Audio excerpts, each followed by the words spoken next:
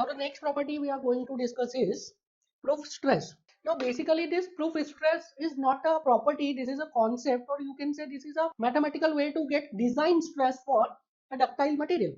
So आप देखेंगे कि suppose if there is a brittle material, तो ब्रिटल मटेरियल को हम किसके अकॉर्डिंगली डिजाइन करते हैं? ब्रिटल मटेरियल को हम डिजाइन करते हैं on the basis of fracture stress. और अगर कोई डक्टाइल मटेरियल है तो डक्टाइल मटेरियल को हम कैसे डिजाइन करते हैं? डक्टाइल मटेरियल को हम डिजाइन करते हैं on the basis of yield stress. But there are a lot of ductile materials जो क्या है, जो प्रॉपर डिस्टिंक्ट यील्ड पॉइंट नहीं शो करते। माइल्ड स्टील के केस में तो हमने देखा कि माइल्ड स्टील एक डिस्टिंक्ट यील्ड पॉइंट शो कर रहा था, जिसके बाद without any application of stress क्या हो रहा था? स्ट्रेन्स आ रहे थे, जिसके बाद प्लास्टिक स्ट्रेन्स स्टार्ट हो गए थे। सो कई सारे डक्टाइल मटेरियल ऐसे होते हैं जो कि एक डेफिनेट यील्ड पॉइंट नहीं बताते हैं, तो फॉर दैट डक्टाइल मटेरियल्स हम उनके यील्ड पॉइंट को मैथमेटिकली डिफाइन करते हैं, मैथमेटिकली कैलकुलेट करते हैं by the concept of proof stress. So here I am considering a material. Now this material ऐसा जरूरी नहीं है कि this is mild steel. Mild steel के लिए तो बेसिकली हम प्रूफ स्ट्रेस डिफाइन भी नहीं करते। ये मैं वो मटेरियल ले रहा हूँ जो कि एक डक्टाइल मटेरियल है, but that is not showing a distinct yield point. ठीक है, सो एग्जांपल्स इसके बहुत सारे, एल्यूमिनियम है, कॉपर है, ये ऐसे डक्टाइल मटेरियल है जो डिस्टिंक्ट यील्ड पॉइंट नहीं शो करते। आपके आईएस कोड में आप देखेंगे that Fe415 is also a ductile material जो यील्ड पॉइंट नहीं शो करता है, और उसका यील्ड स्ट्रेस हम डिफाइन करते हैं on the basis of this proof stress. आप अपना आईएस कोड में देख सकते हैं इन कंक्रीट। आगे हम कंक्रीट अगर पढ़ेंगे साथ में तो हम उसमें इस चीज को और डिस्कस करेंगे।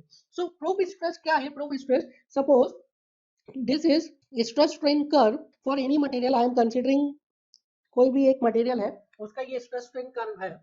Now this material is not showing a distinct yield point, so what we will do, we will take a offset on strain axis.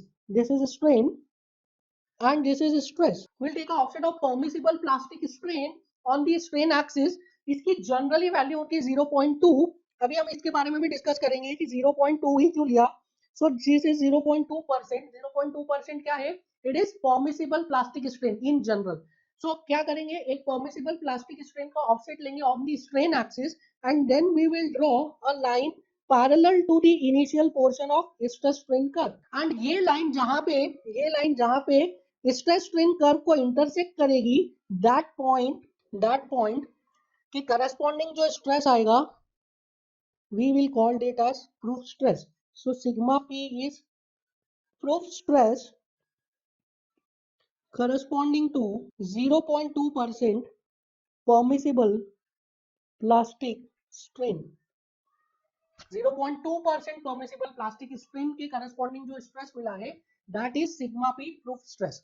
ठीक है, सो ये प्रूफ स्ट्रेस क्यों डिफाइन किया, ये समझ में आ गया। प्रूफ स्ट्रेस इसलिए डिफाइन किया क्योंकि मटेरियल जो है डक्टाइल मटेरियल, वो अपना डिस्टिंक्ट यील्ड पॉइंट नहीं दे रहा था। डिस्टिंक्ट यील्ड पॉइंट कैसे देता है ductile material? Distinct yield point उस केस में हमें पता चल जाता है जब जो स्ट्रेस स्ट्रेन कर्व है उसमें एब्रप्ट चेंजेस आते हैं, सडन चेंजेस आ रहे हैं। तो हमने देखा था जो माइल्ड स्टील का स्ट्रेस स्ट्रेन कर्व था, उसमें एट पॉइंट सी, जो हमने कहा था लोअर यील्ड पॉइंट और द एक्चुअल यील्ड पॉइंट, वहां पे there was a sudden change in the behaviour of material. ठीक है, मटेरियल के बिहेवियर में सडन चेंज आ रहा था, तो वहां से हमने डिफाइन कर दिया था यील्ड पॉइंट। बट अगर मटेरियल का जो स्ट्रेस स्ट्रेन कर्व का ग्राफ है, it is like this, so there is no sudden change, there is no abrupt change। तो हम बता नहीं पा रहे हैं कि कहां से यील्डिंग स्टार्ट हो रही है, कहां से मटेरियल में प्लास्टिक स्ट्रेन्स आना स्टार्ट हो रही है। सो हमने क्या किया, 0.2% परमिसिबल प्लास्टिक स्ट्रेन का ऑफसेट लेके एक लाइन ड्रॉ की which is parallel to initial portion of stress strain curve. ये लाइन जहां पे इंटरसेक्ट करेगी आपके स्ट्रेस स्ट्रेन कर्व को, that is called as what, your yield stress. Same concept आप फॉलो करते हैं in the IAS code for calculating the yield stress of what, yield stress of Fe415 bars. ठीक है, आप उसमें स्ट्रेन कैलकुलेट करते, कैसे कैलकुलेट करते हैं? Fy upon 1.15 ES plus 0.002।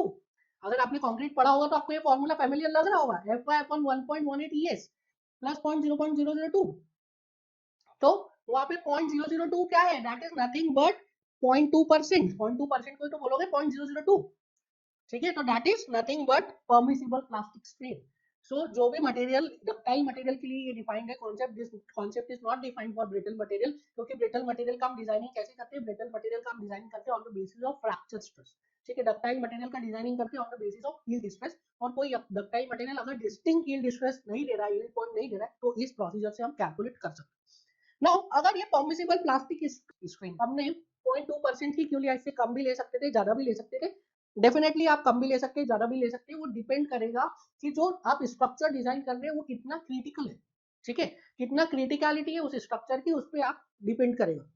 So if I consider permissible plastic strength more than 0.2%, I assume कि मैंने 0.3% लिया है, इट इज 0.3%, तो उसकी वजह से क्या होगा, उसकी वजह से जो हमारा यील्ड स्ट्रेस आएगा, जो हमारा डिजाइन स्ट्रेस आएगा, that would be more. So design stress ज्यादा आ गया है, फ्रैक्चर स्ट्रेस तो सेम ही है, फ्रैक्चर स्ट्रेस तो कॉम्प्रोमाइज नहीं हुआ है, वो तो चेंज नहीं हुआ है. तो डिजाइन स्ट्रेस ज्यादा आ गया, फ्रैक्चर स्ट्रेस सेम है, दैट मींस क्या हुआ है, that means factor of safety compromise हुई है, that means factor of safety हम कम ले रहे हैं. तो if the criticality of the structure is come है, तो अगर स्ट्रक्चर की क्रिटिकलिटी कम है, स्ट्रक्चर की क्रिटिकलिटी कम है, तो what will we do, we will take more value of permissible plastic strain. तो उसकी वजह से क्या होगा, डिजाइन स्ट्रेस ज्यादा आ जाएगा, डिजाइन स्ट्रेस ज्यादा आ जाएगा, तो उसकी वजह से क्या होगा, फैक्टर ऑफ सेफ्टी कम हो जाएगा. ठीक है, अगर मैं परमिसिबल प्लास्टिक स्ट्रेन को रिड्यूस कर देता हूँ, if I reduce permissible plastic strain, suppose मैं लेता हूँ परमिसिबल प्लास्टिक स्ट्रेन एज 0.1 लेता हूँ, तो उसकी अगेंस्ट में क्या हो जाएगा, उसकी अगेंस्ट में यील्ड स्ट्रेस की वैल्यू कम हो जाएगी. यील्ड स्ट्रेस की वैल्यू कम हो जाएगी, दैट मींस क्या हो जाएगा, फैक्टर ऑफ सेफ्टी बढ़ जाएगा. ठीक है, फैक्टर ऑफ सेफ्टी बढ़ जाएगा, that structure will be more safe. So अगर स्ट्रक्चर ज्यादा क्रिटिकल है, तो उसमें क्या करेंगे, हम परमिसिबल प्लास्टिक स्ट्रेन की वैल्यू को कम कर देंगे. समझ में आया. अब देखिए परमिसिबल प्लास्टिक स्ट्रेन की वैल्यू को कम ज्यादा करने, उससे क्या हो रहा है, अगर परमिसिबल प्लास्टिक स्ट्रेन की वैल्यू को हमने बढ़ा दिया, 0.2 से 0.3 कर दिया, तो उसकी वजह से क्या हुआ, डिजाइन स्ट्रेस बढ़ गया. डिजाइन स्ट्रेस बढ़ गया तो उसकी वजह से क्या हो गया, फैक्टर ऑफ सेफ्टी कम हो गई. फैक्टर ऑफ सेफ्टी कम हो गई, डिजाइन स्ट्रेस बढ़ गया, तो उसकी वजह से क्या हो गया, आपको कम मटेरियल यूज करना पड़ेगा. ठीक है, समझ में आया. अगर फैक्टर ऑफ सेफ्टी आपने कम कर दिया है, तो उसकी वजह से क्या होगा, आपको कम मटेरियल यूज करना पड़ेगा, और आपकी जो डिजाइन होगी वो क्या होगी, चीपर डिजाइन होगी, इकोनॉमिकल डिजाइन होगी. Whereas अगर आप परमिसिबल प्लास्टिक स्ट्रेन को कम करते हैं, तो उसकी वजह से क्या होता है, डिजाइन स्ट्रेस भी कम हो जाती है, जबकि आपका जो फ्रैक्चर स्ट्रेस है वो तो सेम ही है. ठीक है, तो डिजाइन स्ट्रेस कम हो गई, फ्रैक्चर स्ट्रेस सेम है, that means factor of safety क्या हो गया, फैक्टर ऑफ सेफ्टी बढ़ गया. फैक्टर ऑफ सेफ्टी बढ़ गया, दैट मींस आपको ज्यादा मटेरियल यूज करना पड़ेगा. ठीक है, सो आपकी जो डिजाइन होगी वो कैसी होगी, अनइकोनॉमिकल एक्सपेंसिव डिजाइन होगी. नाउ अब ये आप थोड़ा सा प्रैक्टिकली समझिए कि इसको कैसे हम लोग करते हैं. तो अगर हमें अभी राष्ट्रपति भवन बनाना है, हमें पार्लियामेंट बनाना है, तो पार्लियामेंट बनाने के लिए हम क्या करेंगे, परमिसिबल प्लास्टिक स्ट्रेन को क्या करेंगे, कम लेंगे, क्योंकि that is a critical structure. वो स्ट्रक्चर किसी भी कंडीशन में फेल नहीं होना चाहिए इन इट्स लाइफ टाइम. अगर फेल होगा तो क्या हो गया, पूरे कंट्री की रेपुटेशन खराब होती है. तो अगर आप पार्लियामेंट बिल्डिंग को बना रहे हैं, तो वहां पे आप क्या करेंगे, परमिसिबल प्लास्टिक स्ट्रेन को कम ले लेंगे. ठीक है, फैक्टर ऑफ सेफ्टी आपका बढ़ जाएगा. वेयर एज अगर आप कोई कॉन्ट्रैक्ट पे किसी का घर बना रहे हैं, एक कॉन्ट्रैक्टर है जो कि करप्ट कॉन्ट्रैक्टर है, घर बना रहा है, तो वो क्या करेगा, परमिसिबल प्लास्टिक स्ट्रेन को बढ़ा देगा, तो उससे क्या होगा, फैक्टर ऑफ सेफ्टी कम हो जाएगा, उसका मटेरियल कम लगेगा. ठीक है, सो इस तरीके से डिपेंड करता है कि आप क्या वैल्यू ले रहे हैं परमिसिबल प्लास्टिक स्ट्रेन की. एंड ये इस पे भी डिपेंड करता है कि किस तरीके का मटेरियल आप ले रहे हैं, मटेरियल का बिहेवियर कैसा है. अगर मटेरियल बहुत ही ज्यादा एब्रप्ट बिहेवियर कर रहा है, उसमें एक बार को टेस्ट किया तो कुछ और रिजल्ट आ रहे हैं, दूसरी बार को टेस्ट किया तो और रिजल्ट आ रहे हैं, मतलब रिजल्ट्स में बहुत ज्यादा आपको वेरिएशन मिल रहा है, तो इन दैट केस आप क्या करेंगे, you will use low value of permissible plastic strain. अगर मटेरियल का जो बिहेवियर है वो कांस्टेंट है, कुछ किसी भी बार को आप टेस्ट कर लो, you are getting a constant result, तो आप क्या करेंगे, you will take higher value of permissible plastic strain, क्योंकि मटेरियल का बिहेवियर बहुत ज्यादा चेंज नहीं हो रहा है, अगर आप उसके बार्स को, स्पेसिमेन को चेंज कर रहे हैं तो इसके अलावा एक डिजाइनर, एक नया डिजाइनर है, नया डिजाइनर क्या करेगा, हमेशा परमिसिबल प्लास्टिक स्ट्रेन की वैल्यू को कम अज्यूम करेगा, ताकि फैक्टर ऑफ सेफ्टी बढ़ जाए, ताकि उसने जो स्ट्रक्चर डिजाइन किया वो कभी फेल ना हो. वेयर एक एक्सपीरियंस डिजाइनर क्या करेगा, वो अपने एक्सपीरियंस से ये जो परमिसिबल प्लास्टिक स्ट्रेस है उसको ज्यादा भी ले सकता है, उसको पता है कि क्या लोड आना है क्या नहीं आना है, वो श्योर है अपने लोड के बारे में, तो वहां पे वो परमिसिबल प्लास्टिक स्ट्रेन की वैल्यू को ज्यादा ले सकता है और इकोनॉमिकल डिजाइन करके दे सकता है. बट जो नया डिजाइनर है उसको उतना पता नहीं है, उसको एक्सपीरियंस नहीं है, तो वो सेफ डिजाइन करेगा, ज्यादा सेफ डिजाइन करेगा, उसका स्ट्रक्चर फेल नहीं होना चाहिए. समझ में आ रहा है. तो दीज आर द फैक्टर जिसके ऊपर परमिसिबल प्लास्टिक स्ट्रेन जो है वो डिपेंड करता है. Mainly permissible plastic strain designer के ऊपर डिपेंड करता है. आईएस कोड भी मटेरियल्स के लिए परमिसिबल प्लास्टिक स्ट्रेन की वैल्यू को डिफाइन करती है. फॉर एफई 415 कितना आईएस कोड के लिए रिकमेंड किया हुआ है, that is 0.002.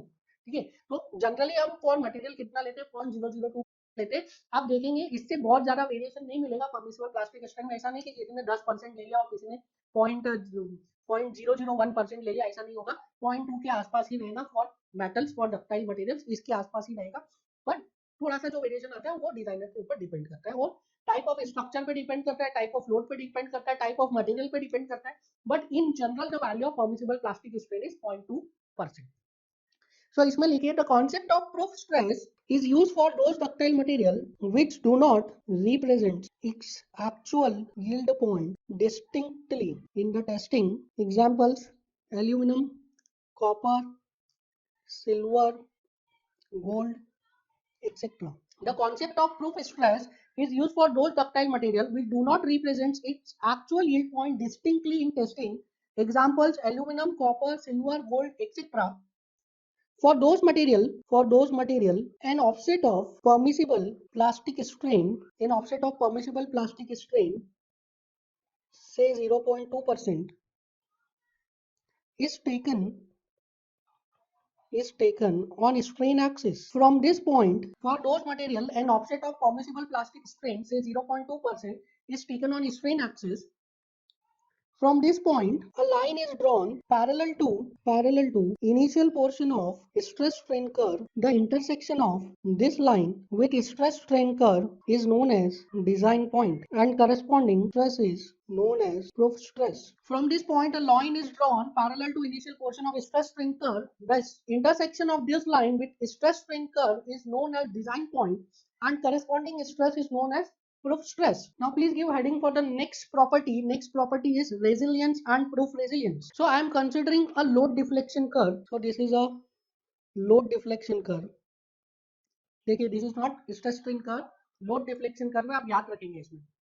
So I am considering a load deflection curve. Now for a random material, I am drawing load versus deflection. I am assuming that this point A is elastic limit, which is same as yield point and which is same as proportional limit. ठीक है, this is elastic limit और हमने कई बार इस पे discuss कर लिया. अब मैं इलास्टिक लिमिट बोलूँ तो आप समझ जाओगे वही यील्ड पॉइंट है, वही प्रोपोर्शनल लिमिट है. Now what I am doing is, this is the load deflection curve. I am going to load the material, और इस मटेरियल में मैं जो लोड कर रहा हूँ, लोडिंग कर रहा हूँ, that loading is less than elastic limit के अंडर लोडिंग कर रहा हूँ.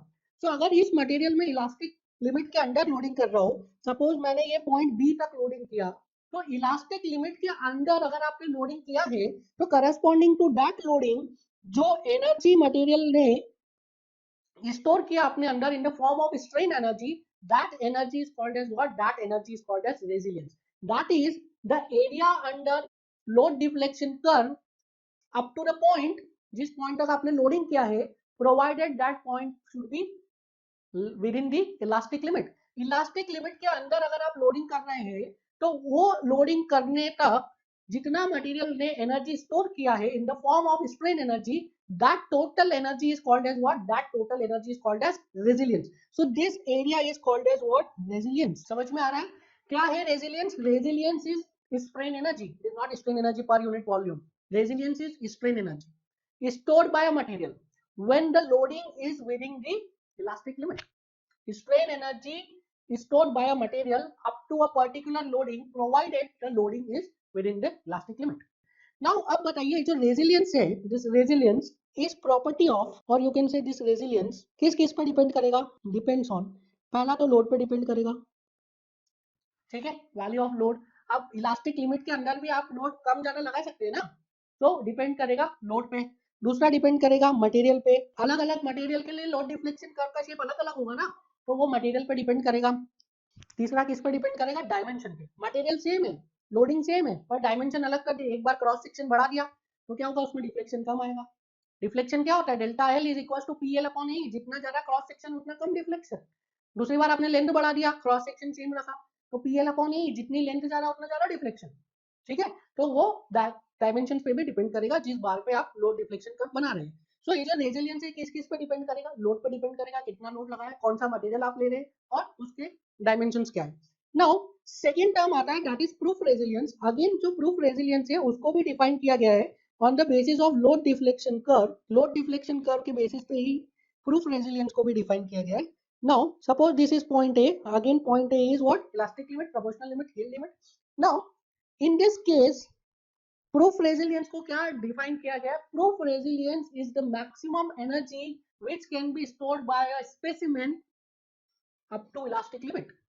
समझ में आया? It is the maximum energy which can be stored by a specimen. So it is area of stress strain curve up to elastic limit. So proof resilience, what? Proof resilience is what? Proof resilience is the maximum strain energy which can be stored by a material up to elastic limit. So क्या मैं ऐसा बोल सकता हूँ कि resilience की maximum value कितनी है? Resilience की maximum value is proof resilience. The maximum value of resilience is what? Is proof resilience. So आप बताइए proof resilience किस पे डिपेंड करेगा? Proof resilience depends on, क्या अब ये लोडिंग पे डिपेंड करेगा? क्या ये वैल्यू ऑफ लोड पे डिपेंड करेगा? मैग्नीट्यूड ऑफ लोड पे? नहीं, अब ये मैग्नीट्यूड ऑफ लोड पे डिपेंड नहीं करेगा because it is the maximum. वहां तक आपको लोड करना ही है. तो ये मैग्नीट्यूड ऑफ लोड पे डिपेंड नहीं करेगा. ये किस पे डिपेंड करेगा? मटेरियल पे एंड डायमेंशंस पे. ये मटेरियल पे डिपेंड करेगा और डायमेंशंस पे डिपेंड करेगा. नाउ इसके बाद आप लिखिए please the definition of resilience and proof resilience. Resilience is strain energy that is stored in a given volume of material for a loading under elastic limit. It is equal to area of load deflection curve up to loading point. Bracket में लिखे provided loading is within elastic limit. समझ में आया? So resilience is strain energy that is stored in a given volume of material for a loading under elastic limit. It is equals to area of load deflection curve up to loading point provided the loading is within the elastic limit. Second लिखिए proof resilience. Proof resilience is the maximum strain energy that can be stored in a given volume of material up to elastic limit. It is equals to area of load deflection curve up to elastic limit. Proof resilience is the maximum strain energy that can be stored in a given volume of material up to elastic limit. It is equals to area of load deflection curve up to elastic limit. इसमें लिखिए it means maximum value of resilience is proof resilience. The maximum value of resilience is what? Is proof resilience. Now इसमें एक और topic है that is modulus of resilience. So give next heading modulus of resilience. Now modulus of resilience is similar to what? Modulus of resilience is similar to proof resilience. Modulus of resilience is similar to proof resilience. बस difference यही है कि proof resilience किस पे depend कर रहा था? Proof resilience depend कर रहा था on the dimensions, on the shape, on the size of specimen. But modulus of resilience dimension, shape, size पे डिपेंड नहीं करेगा. सो प्रूफ रेजिलियंस को हमने कैसे डिफाइन किया था? उसको डिफाइन किया था area under load deflection curve. That is maximum area under load deflection curve up to elastic limit. Modulus of resilience को कैसे डिफाइन करेंगे? मॉड्यूलस ऑफ रेजिलियंस को हम डिफाइन करेंगे maximum area under stress strain curve up to elastic limit. Proof resilience को कैसे define किया था? Maximum area under load deflection curve up to elastic limit. Modulus of resilience को define करेंगे maximum area under stress strain curve up to elastic limit. So by definition क्या हो जाएगा? Modulus of resilience is the maximum strain energy which can be stored in unit volume. वहां पे क्या था? In a given volume. ठीक है, which can be stored in unit volume up to elastic limit. So if I write maximum strain energy which can be stored in a unit volume की बात करेंगे या पर यूनिट वॉल्यूम की बात करेंगे तो उसमें क्या लेंगे? हम स्ट्रेस स्ट्रेन कर्व को यूज करेंगे. सो this is modulus of resilience. ठीक है, सो मॉड्यूलस ऑफ रेजिलियंस की मैं बात करूं, मॉड्यूलस ऑफ रेजिलियंस किस पे डिपेंड करेगा? ये डिपेंड्स ऑन ओनली मटेरियल. ठीक है, क्या ये लोड पे डिपेंड करेगा? क्या नहीं, ये लोड पे डिपेंड नहीं करेगा क्योंकि मैक्सिमम है ना, मैक्सिमम स्ट्रेन एनर्जी है. अब in the elastic limit maximum strain energy, तो आपको लोड कहां तक लगाना ही पड़ेगा? लोड आपको लगाना पड़ेगा अप टू इलास्टिक लिमिट. क्या ये डायमेंशंस पे डिपेंड करेगा? नहीं, ये डायमेंशन, शेप, साइज पे डिपेंड नहीं करेगा. क्यों? क्योंकि आपने पर यूनिट वॉल्यूम ले लिया है, पर यूनिट वॉल्यूम ले लिया है. ठीक है, so this is the property of material. So अगर मैं अज्यूम करूं, if I assume if stress strain curve, sigma epsilon भी बोलते हैं, stress strain curve is linear up to elastic limit. अगर स्ट्रेस स्ट्रेन कर्व लीनियर है तो can I write this is what? Sigma y and this is epsilon y. ठीक है, point A के corresponding that is elastic limit के corresponding stress कितना हो गया? यील्ड स्ट्रेस के बराबर, that is equals to elastic stress that is equals to proportional stress. और उसी पे आपका स्ट्रेन कितना हो गया? स्ट्रेन इज यील्ड स्ट्रेन के बराबर, that is equals to your elastic strain that is equals to your proportional strain. So if the curve is linear, मैं क्या अज्यूम कर रहा हूं? द कर्व इज लीनियर, तो can I write modulus of resilience is what? Half into sigma y into epsilon y. लिख सकता हूं. And we know that by Hooke's law, sigma upon epsilon is capital E. So can I write epsilon is capital E into sigma? So can I write epsilon y is capital E into sigma y? So modulus of resilience कितना हो जाएगा? Modulus of resilience, this is equals to half into sigma y into sigma y upon E, that is sigma y square upon 2E. That is sigma y square upon 2E. Now this is sigma Y square upon 2, ये कब आ रहा है? आप ध्यान रखेंगे जब stress strain curve is linear. If the stress strain curve is linear then the value of modulus of resilience is sigma Y square upon 2e. अब देखिए यहाँ पे सिग्मा वाई किसकी प्रॉपर्टी? मटेरियल की. ई किसकी प्रॉपर्टी? मटेरियल की. So this is not depending on shape, size, loading, किसी पे डिपेंड नहीं करता. ठीक है, this is a property of material. Physical significance क्या है? Resilience, proof resilience, modulus of resilience, तीनों का फिजिकल सिग्निफिकेंस क्या है? ये रिप्रेजेंट करता है बॉडी की एबिलिटी को, मटेरियल की एबिलिटी को, कि वो कितना एनर्जी रिलीज कर सकती है after the removal of load. समझ में आया? ये डिफाइन करती है इलास्टिसिटी को. ये दिस इज अ पैरामीटर जिससे आप इलास्टिसिटी को डिफाइन कर सकते हैं. Proof resilience and modulus of resilience से आप इलास्टिसिटी को डिफाइन कर सकते हैं. जिसका प्रूफ रेजिलियंस कम है उसकी इलास्टिसिटी कम है, जिसका प्रूफ रेजिलियंस ज्यादा है उसकी इलास्टिसिटी ज्यादा है.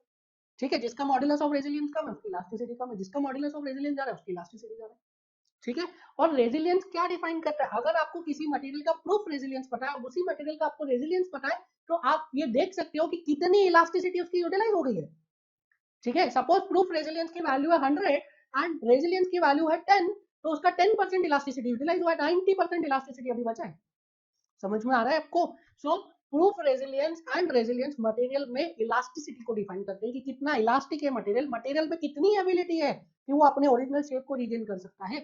ठीक है, उसको डिफाइन करता है resilience, modulus of resilience and proof resilience. Please write in this: maximum strain energy that can be stored in a unit volume of material up to elastic limit, it is equal to area of stress strain curve up to elastic limit.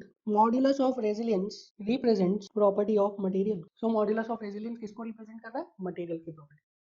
Now in the last class हमने discuss किया था about some properties. जो हमने last property पढ़ी थी that was resilience, proof resilience and modulus of resilience. Now अब हम discuss करने जा रहे हैं next property. Next property is toughness. Now toughness क्या है? अगर आप टफनेस को कंपेयर करें विद रेजिलियंस, सो रेजिलियंस क्या बता रहा था? रेजिलियंस बता रहा था, और I will say proof resilience. So proof resilience क्या बता रहा था? प्रूफ रेजिलियंस हमें दे रहा था amount of energy required to initiate plastic deformation.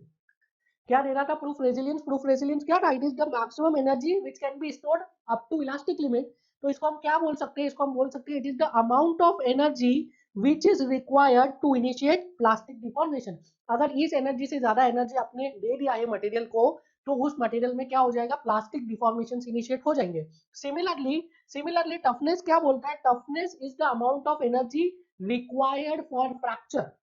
ठीक है, it is the amount of strain energy required for fracture. अगर इतना एनर्जी, टफनेस के बराबर एनर्जी अगर मटेरियल ने स्टोर कर लिया अपने अंदर, तो मटेरियल क्या हो जाएगा? फ्रैक्चर हो जाएगा.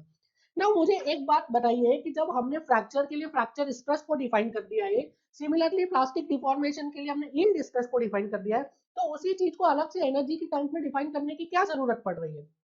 समझ में आ रहा है आपको मेरा क्वेश्चन क्या है? मेरा क्वेश्चन है कि जब फ्रैक्चर के लिए, फ्रैक्चर पॉइंट के लिए मैंने फ्रैक्चर स्ट्रेस को डिफाइन कर दिया है, सिमिलरली मैंने यील्ड पॉइंट के लिए, प्लास्टिक डिफॉर्मेशन के लिए मैंने यील्ड स्ट्रेस को डिफाइन कर दिया कि यील्ड स्ट्रेस से ज्यादा स्ट्रेस होगा तो मटेरियल में क्या हो जाएगा? मटेरियल प्लास्टिक डिफॉर्मेशन हो जाएंगे. फ्रैक्चर स्ट्रेस तक मटेरियल पहुंच गया तो मटेरियल क्या हो जाएगा? फ्रैक्चर हो जाएगा. जब मैंने स्ट्रेस के टर्म्स में डिफाइन कर ही दिया है, तो अलग से मुझे टफनेस और रेजिलियंस के टर्म्स में क्यों डिफाइन करना पड़ रहा है? या तो फिर मैं बोलूं कि मुझे स्ट्रेन एनर्जी स्टोर्ड के टर्म्स में क्यों डिफाइन करना पड़ रहा है? नाउ द रीजन इज, जो हमने यील्ड स्ट्रेस डिफाइन किया है और हमने जो फ्रैक्चर स्ट्रेस डिफाइन किया है, फ्रैक्चर पॉइंट डिफाइन किया है, ये दोनों चीजें या जितने भी हमने स्ट्रेस के टर्म्स में डिफाइन किए हैं, अल्टीमेट स्ट्रेस, यील्ड स्ट्रेस और फ्रैक्चर स्ट्रेस, ये सारी चीजें जो हमने डिफाइन की है, these are for gradual loading. समझ में आ रहा है? ये कब हो रहा है? ग्रेजुअल लोडिंग के केस में हो रहा है.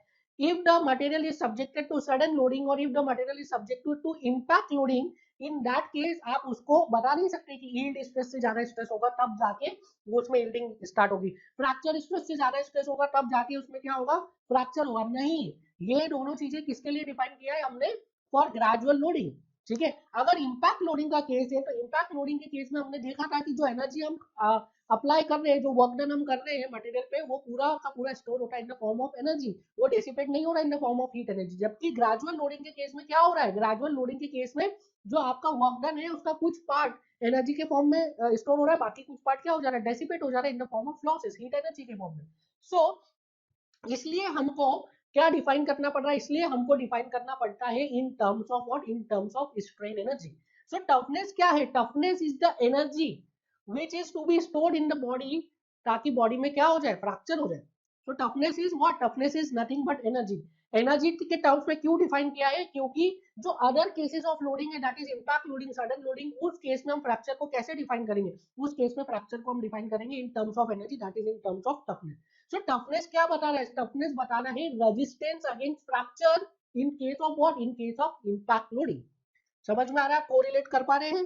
One is the case of gradual loading, gradual loading से हमने क्या निकाला, एरिया अंडर द कर्व निकाला, और उसको क्या बोल दिया, इतनी एनर्जी चाहिए। अब वो उतनी एनर्जी आप कैसे भी दे सकते हैं, या तो ग्रेजुअल लोडिंग से दीजिए, या तो आप दीजिए इंपैक्ट लोडिंग से।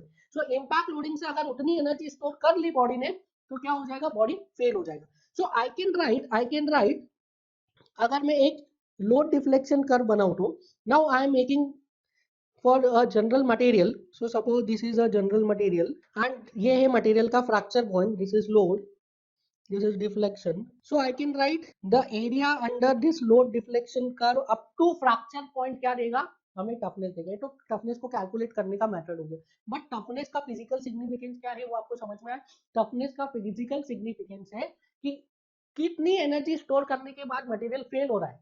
अब इंपैक्ट से आप लोड लगाओ, आप ग्रेजुअल से लोड लगाओ या सडन लोडिंग लगाओ, टफनेस जितनी एनर्जी अगर वो स्टोर कर लेगा उसके बाद वो फेल हो जाएगा मटेरियल। सो टफनेस क्या दे रहा है, toughness is the maximum energy that can be stored in a given volume of a material before fracture.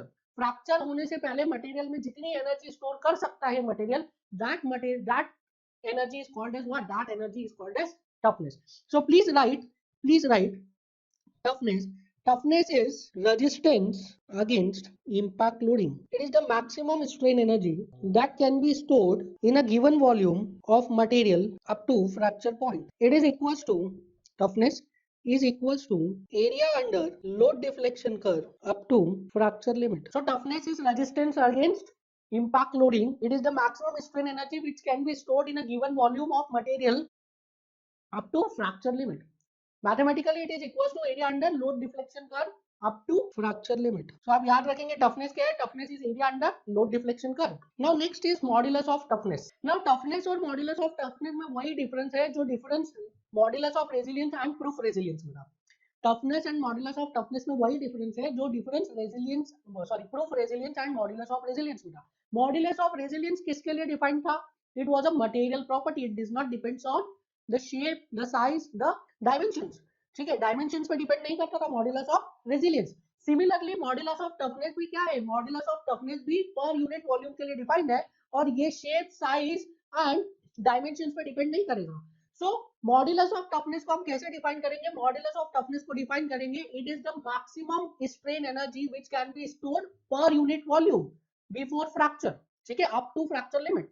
So modulus of toughness क्या हो जाएगा, modulus of toughness will be, modulus of resilience में क्या किया था, जब आपको पर यूनिट वॉल्यूम स्ट्रेन एनर्जी निकालना था अप टू इलास्टिक लिमिट, तो क्या किया था, एरिया किसके अंडर कर लिया था, area under stress strain curve. So toughness में भी आप यही करोगे, मॉडुलस ऑफ टफनेस में भी आप यही करोगे। If you want to define it for per unit volume, so आप किसके अंडर का एरिया लेंगे, you will calculate area under stress strain curve.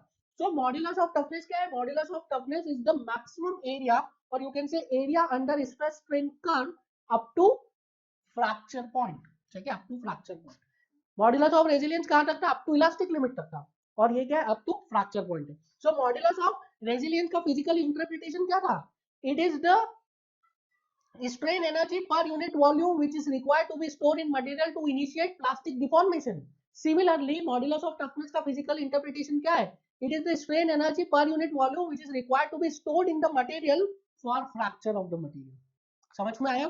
So modulus of toughness को मैं अगर define करूं, so modulus of toughness is defined for area under stress strain curve. So I am assuming a general material, so this I am assuming fracture point. So the area under this stress strain curve will give me what? Will give me strain energy per unit volume up to fracture point. Strain energy per unit volume up to fracture point. So modulus of toughness का definition लिख लीजिए। Modulus of toughness is the maximum strain energy that can be stored in unit volume of a material up to fracture limit. It is equals to area under a stress strain curve up to fracture limit, or you can say fracture point. Now इसमें there is a relation. अगर मैं एक general बात करूँ, this is not valid for all the cases. Generally ये बोला जाता है that brittle material are more resilient than ductile material and ductile material are more tougher than brittle material. समझ में आया? ब्रिटल मटेरियल का मॉड्यूलस ऑफ रेजिलियंस ज्यादा होता है as compare to modulus of resilience for ductile material, and ductile material का modulus of toughness ज्यादा होता है as compare to modulus of toughness for brittle material. इसलिए जो डक्टाइल मटेरियल होते हैं that are strong in impact loading, और जो ब्रिटल मटेरियल होते हैं that are weak in impact loading. So इसको देखते हैं, हम थोड़ा सा एनालाइज करते हैं। सो मैं एक ग्राफ बना रहा हूँ stress strain for a brittle material and a ductile material. So मैं बना लेता हूँ माइल्ड स्टील का ग्राफ और उसके साथ में हाई कार्बन स्टील का graph. So this is the white one is for mild steel that is ductile, and this pink one is for high carbon steel that is brittle. Now I am assuming, मैं assume कर रहा हूँ that this is point ए, ठीक है, A B C तीनों को मैंने एक ही पॉइंट पे अज्यूम कर लिया है। Similarly in the case of high carbon steel this is point A.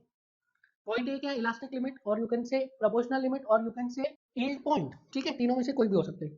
Now अगर मैं डक्टाइल मटेरियल के लिए रेजिलियंस की बात करूं, डक्टाइल मटेरियल के लिए तो कितना एरिया हो गया? This area will represent modulus of resilience for ductile material, ठीक है। अगर मैं ब्रिटल मटेरियल के लिए मॉड्यूलस ऑफ रेजिलियंस की बात करूं तो कितना एरिया हो गया? This area will represent, yellow वाला will represent modulus of resilience for ductile material. तो क्लियरली आपको समझ में आ रहा है कि जो येलो एरिया है, yellow area is greater than blue area, ठीक है, yellow area is greater than blue area. So यहाँ से हमको क्लियरली समझ में आ जाता है that modulus of resilience is more for brittle material and modulus of resilience is less for ductile material. इसलिए बोलते हैं that brittle material are more resilient, brittle material ज्यादा रेजिलियंट होते हैं as compare to ductile material. अब यहाँ पे आप मॉड्यूलस ऑफ टफनेस देखिए, आप एरिया निकालिए अप टू फ्रैक्चर पॉइंट, तो फ्रैक्चर पॉइंट में आपको डक्टाइल मटेरियल का एरिया ज्यादा आएगा, up to fracture point brittle material का एरिया क्या आएगा? कम आएगा। So up to fracture point ductile material के लिए एरिया ज्यादा आ जाएगा, ब्रिटल के लिए एरिया कम आ जाएगा। That is why ductile materials are more tough as compare to brittle material. So impact loading के केस में कौन स्ट्रॉन्ग है? Ductile material. And impact loading के केस में कौन वीक हो गया? इंपैक्ट लोडिंग के केस में brittle material is weak. Clear है? समझ में आ रहा है? So this is the concept. Now move on to the next property. Next property is creep. Now before moving on to the next property creep, I want to discuss one thing. देखिए अभी तक हमने जितना भी discussion किया है ना, उसमें कहीं भी टाइम की बात नहीं की है। मैंने बोला if a material is elastic material, या फिर हर मटेरियल में कुछ ना कुछ रेंज ऑफ इलास्टिसिटी होती है, किसी में कम होती है इलास्टिसिटी, किसी में ज्यादा होती है। जिसमें ज्यादा होती है उसको हम इलास्टिक मटेरियल बोल देते हैं, जिसमें कम होती है उसको नॉन इलास्टिक मटेरियल बोल देते हैं। ना अब मैं ये नहीं बोल रहा किसी में ज्यादा कम वाली बात नहीं कर रहा हूँ, विद इन इलास्टिक लिमिट की बात कर रहा हूँ, with in elastic limit. Now elastic limit के अंदर अगर लोड लगा दे तो उसकी क्या प्रॉपर्टी है, उसकी क्या स्पेशलिटी है? उसकी ये स्पेशलिटी है कि अगर इलास्टिक लिमिट के अंदर मैंने लोड लगाया किसी भी मटेरियल पे, और जब वो लोड हटाऊंगा मैं तो क्या होगा? मटेरियल अपना ओरिजिनल शेप को रिगेन कर लेगा। This is the speciality of elastic limit. But यहाँ पे कहीं भी मैंने टाइम की बात नहीं की, यहाँ पे कहीं भी मैंने टाइम की बात नहीं की है कि टाइम का क्या है, कितने टाइम बाद लोड हटाऊंगा, कितने टाइम पहले लोड हटा लूंगा। एकदम से लोड हटा के वापस लगा दिया तो क्या हो जाएगा, या सालों साल मैंने लोड हटाया ही नहीं तो क्या हो जाएगा। सो अब जो हम बिहेवियर देखेंगे मटेरियल का, उसमें हम टाइम का वेरिएशन देखेंगे, ठीक है। तो टाइम के वेरिएशन के साथ में जो मटेरियल की प्रॉपर्टी हम डिस्कस करने वाले हैं, उसमें जो सबसे पहला प्रॉपर्टी है दैट इज क्रीप। समझ में आया? हमने क्या बोला? इलास्टिक लिमिट के अंदर अगर लोड लगाया है और वो लोड आपने लगा के हटा दिया तो मटेरियल अपनी ओरिजिनल शेप को रिगेन कर लेगा, बिल्कुल सही है। पर यहाँ पे टाइम को कहीं डिफाइन नहीं किया गया था कि अगर मैं बहुत सालों के बाद वो लोड हटाऊं तो क्या होगा, एकदम से लोड हटा के वापस लगा दूं तो क्या होगा।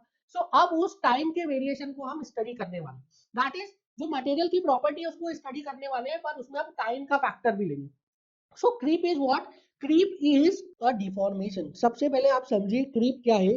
क्रीप इज अ डिफॉर्मेशन, और क्रीप ऐसा डिफॉर्मेशन है जो कि मटेरियल में विथ रिस्पेक्ट टू टाइम आता है, ठीक है। विथ रिस्पेक्ट टू टाइम ये डिफॉर्मेशन आता है, जैसे जैसे टाइम इलैप्स होता जाता है वैसे वैसे क्रीप डिफॉर्मेशन मटेरियल में आता जाता है। So creep is what? Creep is a deformation. कब आता है? With the passage of time आता है। Now there are some conditions for creep. ये तो आपको समझ में आ गया that creep is a deformation over time के साथ में आता है. The first condition is loading should be under elastic limit. Loading should be under elastic limit. Creep के जो हम स्टडी करते हैं उसमें जो लोड है that should be under what, that should be under elastic limit. Second जो इसका कंडीशन है that is load must be constant. Second condition है load must be constant. So creep पे जो लोडिंग लग रहा है वो अंडर इलास्टिक लिमिट लग रहा है. जो लोड हम लगा रहे हैं वो टाइम के साथ चेंज नहीं हो रहा है, वो लोड कांस्टेंट है. Third condition is time span is very large.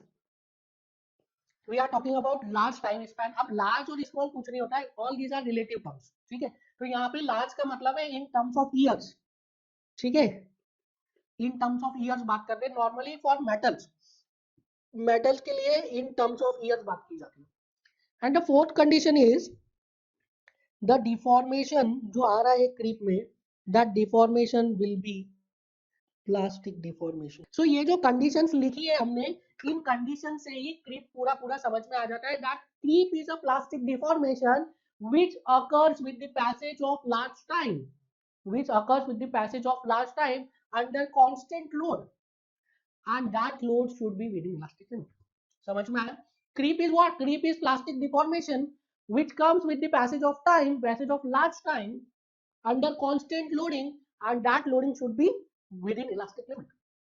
समझ में आया क्या है क्रीप? इसका सबसे अच्छा एग्जांपल है, क्रीप का सबसे अच्छा एग्जांपल है इलेक्ट्रिक वायर्स. देखिए इलेक्ट्रिक वायर्स जब हम नए नए पोल लगाते हैं और उसमें इलेक्ट्रिक वायर्स लगाते हैं तो इनिशियली क्या होता है, the wires are perfectly straight, but after some passage of time, कुछ टाइम के बाद आप देखेंगे तो क्या दिखेगा आपको, कुछ टाइम के बाद वो वायर्स कुछ इस टाइप से दिखेगी. So after some passage of time, कुछ टाइम के बाद आपको क्या दिखेगा, आपको वायर्स इस टाइप से सैग दिखेगी.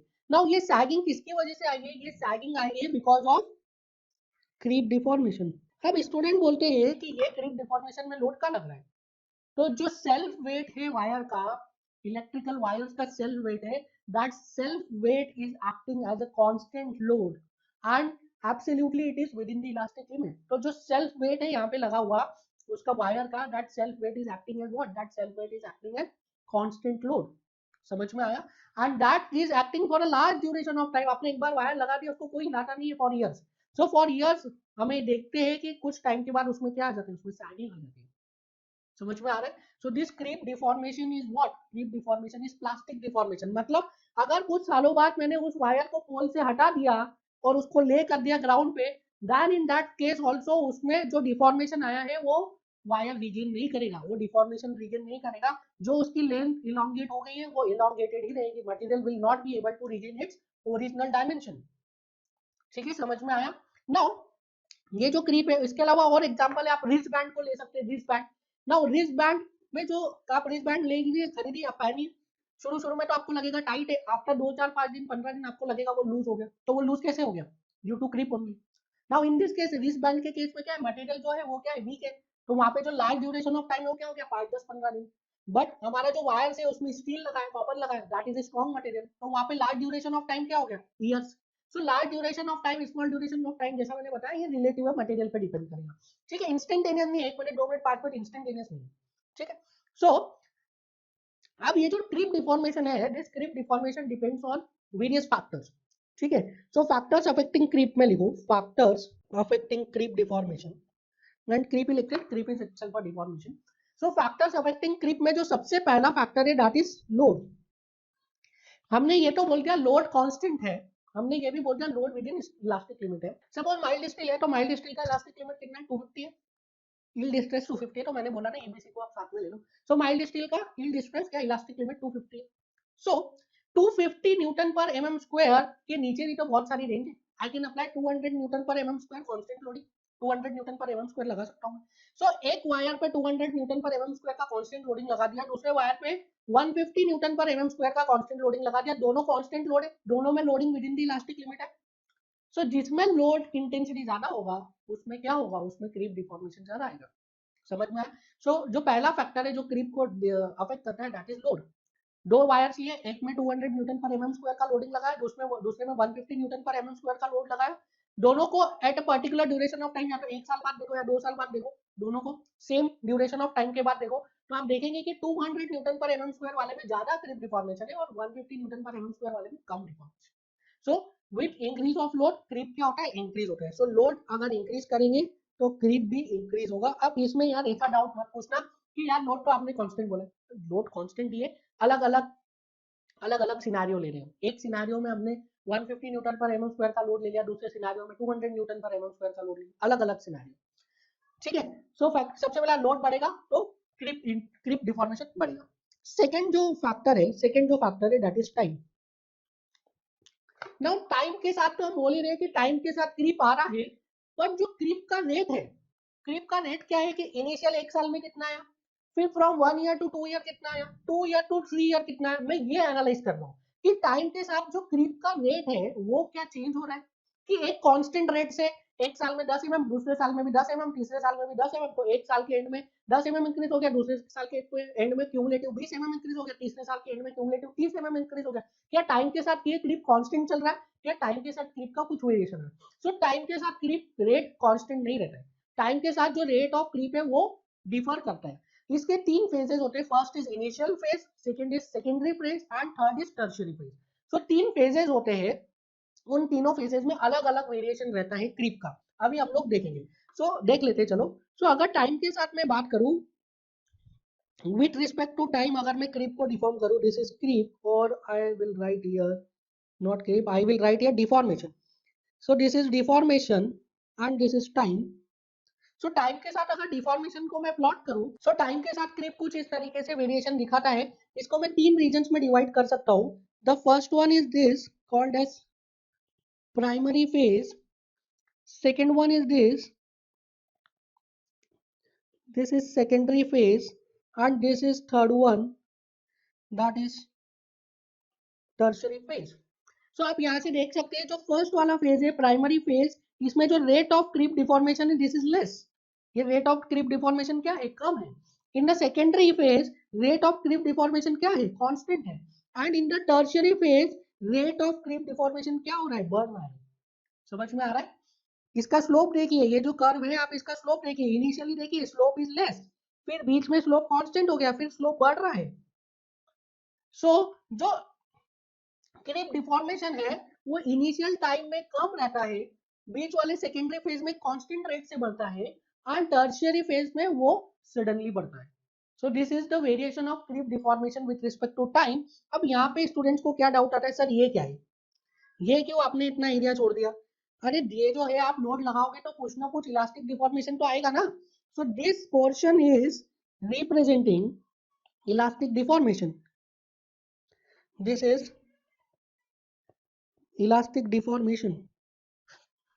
और इसके बाद वाला जो ये पोर्शन है this is representing what, creep deformation, ठीक है।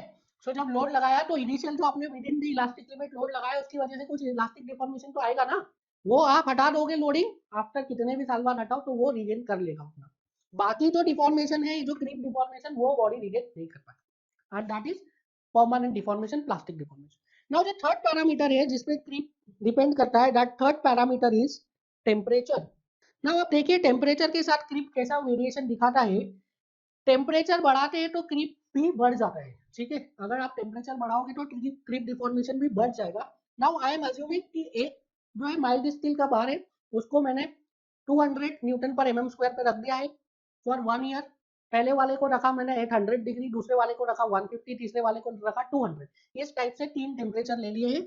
सो सपोज जो फर्स्ट वन है इज एट टेम्परेचर T1, उसके लिए ये ग्राफ आ गया। सेकेंड वन है इज एट टेम्परेचर T2, उसके लिए आप ग्राफ देखिए, graph will be like this. Third है इज एट टेम्परेचर T3, उसके लिए ग्राफ देखिए, the graph is like this. So क्या हो रहा है विथ रिस्पेक्ट टू टेम्परेचर क्या हो रहा है, क्रीप डिफ्लेक्शन बढ़ रहा है। सो टेम्परेचर के साथ क्या हो रहा है, टेम्परेचर के साथ क्रीप डिफ्लेक्शन बढ़ रहा है। This is temperature T1, this is T2 and this is T3, and T3 is greater than T2 is greater than T1। और अगर जो टेम्परेचर मेल्टिंग पॉइंट के 50% हो जाता है, हाफ द मेल्टिंग पॉइंट हो जाता है temperature, in that case creep बहुत ही ज्यादा सिग्निफिकेंट हो जाता है, ठीक है। If the temperature reaches half the melting point in that case creep becomes very significant. तो इसमें आप एक पॉइंट लिखिए, अच्छा अभी तक आपने क्रीप का कुछ नहीं लिखा है क्या? So these are the 3 parameters जिस पे क्या होता है क्रीप डिफॉर्मेशन डिपेंड करता है। नाउ प्लीज इसमें कुछ नोट्स लिखिए आप।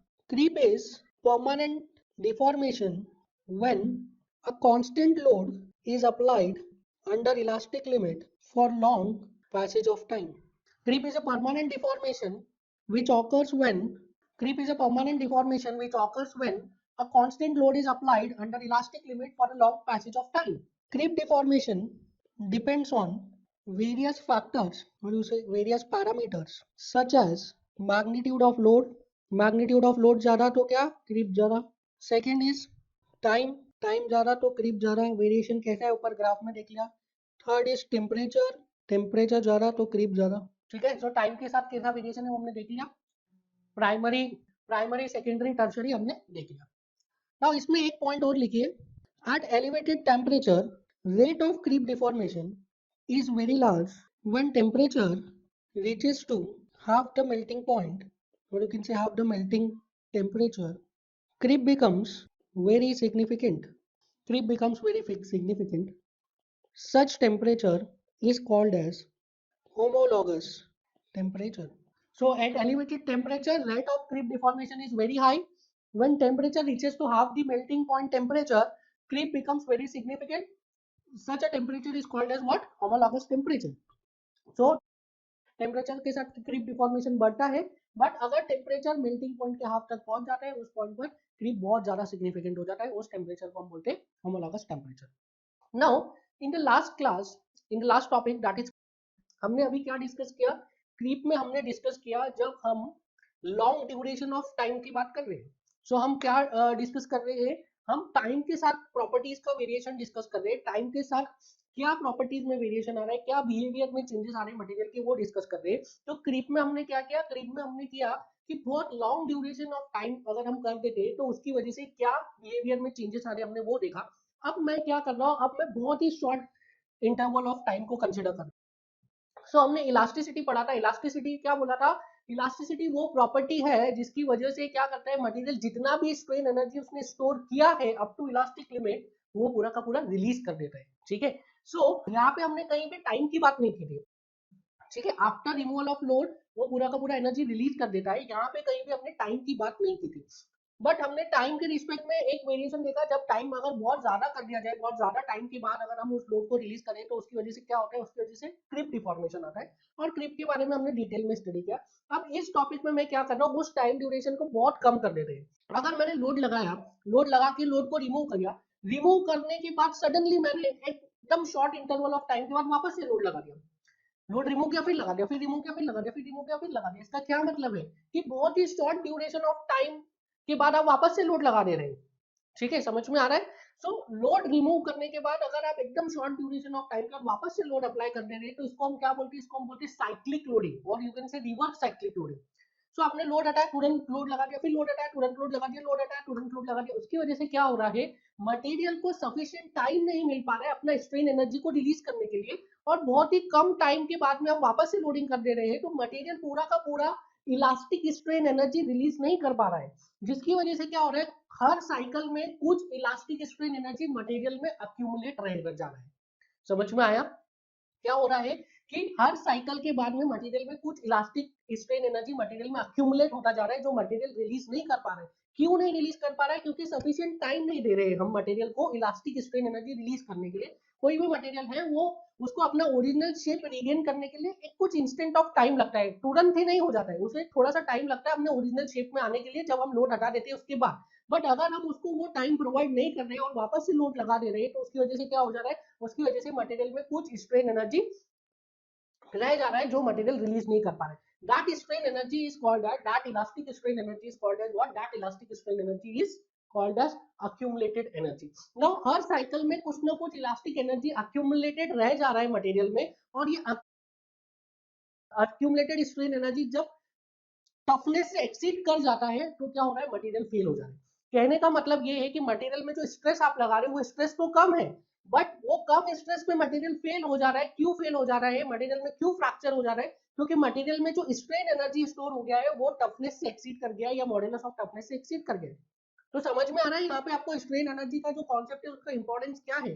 मटेरियल ऐसा जरूरी नहीं है कि सिर्फ और सिर्फ एक पर्टिकुलर स्ट्रेस को अचीव करके ही फेल हो, मटेरियल कम स्ट्रेस पे भी फेल हो सकता है। बट मटेरियल तब तक फेल नहीं होता है, मटेरियल तब तक फेल नहीं होता है जब तक उसमें टोटल स्ट्रेन एनर्जी जो मटेरियल ने स्टोर किया है अपने अंदर वो टफनेस या मॉड्यूलस ऑफ टफनेस को एक्सीड नहीं कर जाए। समझ में आया? सो क्या हो रहा है साइक्लिक और रिवर्स साइक्लिक लोडिंग में, हर साइकिल के साथ में मटेरियल में कुछ ना कुछ एनर्जी अक्यूमुलेटेड रह जा रहा है जो मटेरियल रिलीज नहीं कर पा रहा है, और ये अक्यूमुलेटेड स्ट्रेन एनर्जी थोड़ा थोड़ा हर साइकिल के साथ इकट्ठा होता जा रहा है, मटेरियल में स्टोर होता जा रहा है। एंड ये जो अक्यूमुलेटेड स्ट्रेन एनर्जी है ये जब टफनेस को एक्सीड कर देगा या मॉड्यूलस ऑफ टफनेस को एक्सीड कर देगा तो क्या हो जाएगा, मटेरियल में फ्रैक्चर हो जाएगा। Irrespective of the stress level, stress का कोई भी लेवल हो, मटेरियल क्या हो जाएगा, फेल कर जाएगा।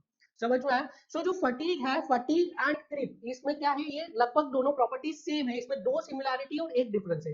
देखिए क्या सिमिलैरिटी है फटीग एंड क्रीप में, क्रीप जो था, creep was plastic strain, fatigue भी क्या है, प्लास्टिक स्ट्रेन। क्रीप में लोडिंग कहाँ लग रही थी, अंडर इलास्टिक लिमिट, फटीग में भी क्या लग रही है, अंडर इलास्टिक लिमिट लोडिंग लग रही है। क्रीप में क्या हो रहा था, लोड कैसा लग रहा था, लोड वाज कांस्टेंट। यहाँ पे फटीग में क्या हो रहा है, लोड कैसा लग रहा है, साइक्लिक और रिवर्स साइक्लिक। क्रीप में टाइम ड्यूरेशन क्या था, बहुत ज्यादा था, यहाँ पे टाइम ड्यूरेशन बहुत कम है, क्योंकि साइक्लिक रिवर्स साइक्लिक मतलब क्या, टाइम ड्यूरेशन कम है, हर साइकिल के साथ टाइम ड्यूरेशन कम है। ठीक है, सो इन वन साइकिल जो टाइम ड्यूरेशन है वो फटीग में बहुत कम है, इन वन साइकिल क्रीप में जो टाइम ड्यूरेशन है बहुत ज्यादा है। ठीक है, सो दीज आर सिमिलैरिटीज।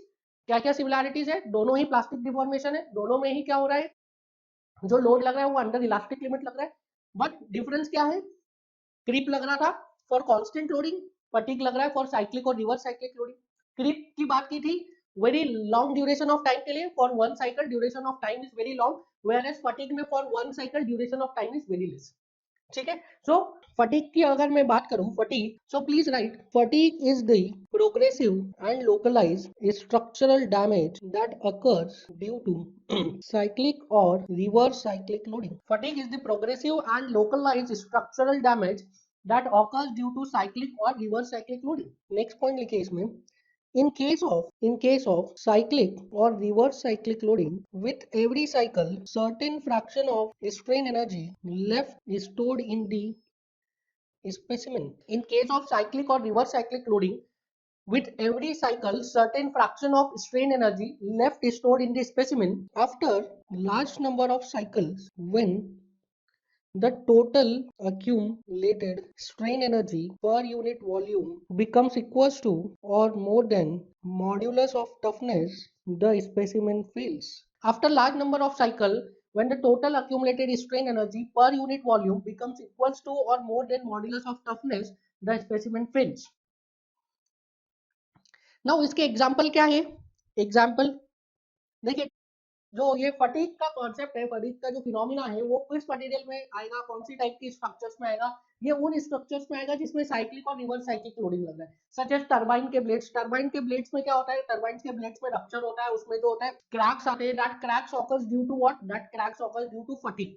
ठीक है, क्योंकि उसमें क्या रहता है, साइक्लिक लोडिंग लगती है, लोडिंग अनलोडिंग लोडिंग अनलोडिंग ऐसा लग रहा है, जिसकी वजह से क्या हो रहा है, उसमें फटीग की वजह से उसमें क्रैक्स आ जाते हैं। ठीक है, सेकेंड है आपका पिस्टन है। ठीक है, पिस्टन जो होता है, पिस्टन भी कॉन्टिन्यूस मूव करता है, इन साइक्लिक लोडिंग लग रहा है उसमें भी, तो उसमें भी जो फेलियर आता है that is due to fatigue.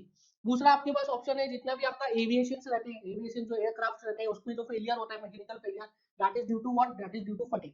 So जहां पर भी आप देखेंगे कि साइक्लिक और रिवर्स साइक्लिक लोडिंग लग रहा है, उन उसके केस में क्या हो रहा है, जो फेलियर आएगा that is basically due to fatigue. आप देखेंगे कि कम स्ट्रेस पे मटेरियल क्या होगा, फ्रैक्चर कर जाएगा, कम स्ट्रेस पे मटेरियल में क्रैक्स डेवलप हो जाएंगे। Example you can write turbine blades, aircraft etcetera. Now fatigue की वजह से क्या प्रॉब्लम आ रही है, देखिए हमने ये बता दिया, in the case of gradual loading, in the case of gradual loading जो डक्टाइल मटेरियल है उनको किसके अकॉर्डिंग डिजाइन करेंगे, हम डक्टाइल मटेरियल को डिजाइन करेंगे on the basis of yield stress.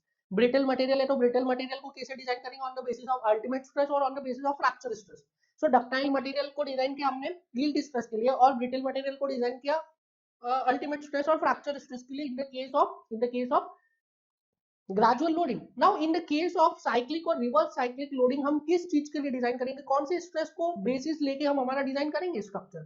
सो उसके लिए एक टर्म डिफाइन किया गया है, that term is called as endurance limit. So endurance limit को क्यों डिफाइन किया गया है, एंड्योरेंस लिमिट को डिफाइन किया गया है in order to find the design stress for the case of cyclic और रिवर्स साइक्लिक लोडिंग।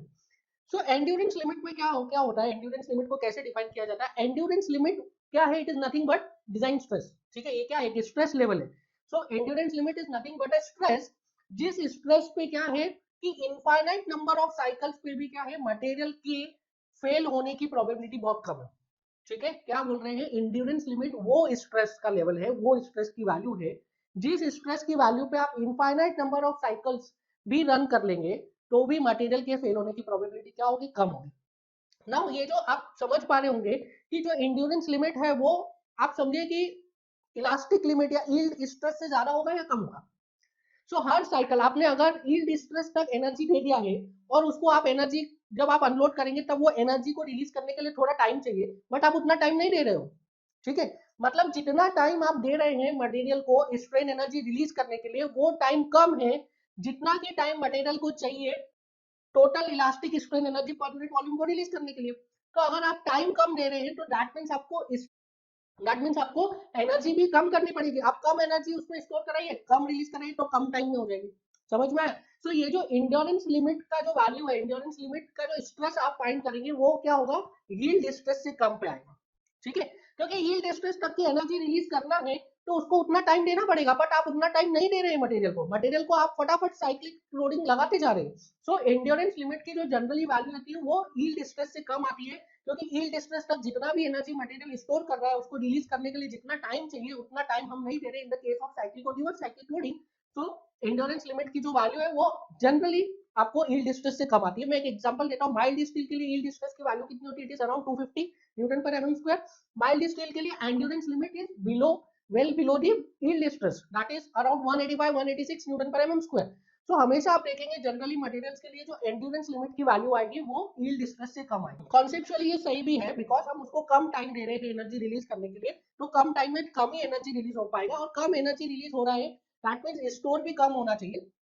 कम टाइम में कम एनर्जी रिलीज हो रहा है दैट मीन्स स्ट्रेस लेवल भी कम होना चाहिए। So stress level will be below the yield stress level, and mild steel के लिए आता है 185 186। सो इंड्योरेंस लिमिट क्या हो गया, बेसिकली इंड्योरेंस लिमिट वो स्ट्रेस लेवल है जिस स्ट्रेस लेवल पे हम इनफाइनाइट नंबर ऑफ साइकिल्स को रन करेंगे, या जिस स्ट्रेस लेवल से कम पे हम इनफाइनाइट नंबर ऑफ साइकिल्स को रन करेंगे तब भी मटेरियल में फेल होने की प्रोबेबिलिटी क्या है, बहुत कम है, ठीक है। इनफाइनाइट नंबर ऑफ साइकिल्स में भी मटेरियल में फेल होने की प्रोबेबिलिटी बहुत ही कम है, मटेरियल हमारा सेफ है, ठीक है। Now infinite number of cycles क्या होता है, ये infinite number of cycle generally जो टेस्टिंग के लिए यूज किया जाता है, टेस्टिंग के लिए हम 10⁻⁶ नंबर ऑफ साइकिल्स को यूज करते हैं। सो यहाँ पे इनफाइनाइट नंबर ऑफ साइकिल्स का मतलब क्या है, इन अगर फिगर्स बात करूं तो 10⁻⁶ साइकिल्स, अगर 10⁻⁶ साइकिल्स में मटेरियल सस्टेन कर जाता है उस स्ट्रेस लेवल को तो हम बोलते हैं कि that material is safe for that stress level in case of cyclic और रिवर्स साइक्लिक लोडिंग। उसको हम उस स्ट्रेस लेवल के लिए डिजाइन कर देते हैं और उसको उस मटेरियल का एंड्योरेंस लिमिट डेजिग्नेट कर देते हैं।